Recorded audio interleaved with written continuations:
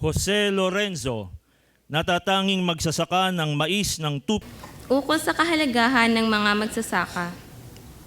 Ito po ay napakalaking karangalan para sa bawat isa sa amin at lubos na nagagalak na makita namin kayo sa personal at makasama sa mga sandaling ito.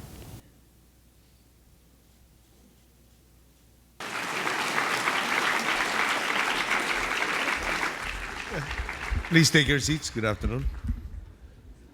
Mga mangingisdang pumapalaot, hindi lamang para may maihain sa mesa, kundi para salungatin ang mga rumaragasa at nakakapinsalang paraan ng pangingisda at hikayating alagaan ang ating likas yaman.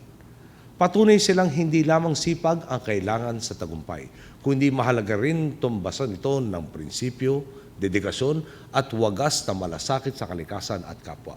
Kaya naman, sa ngalan ng bawat Pilipino, taos-puso ako nagpapasalamat sa inyo pong lahat. Ang mga parangal sa inyo ngayong araw ay hindi sasapat sa mga ibinigay ninyo para sa inyong komunidad.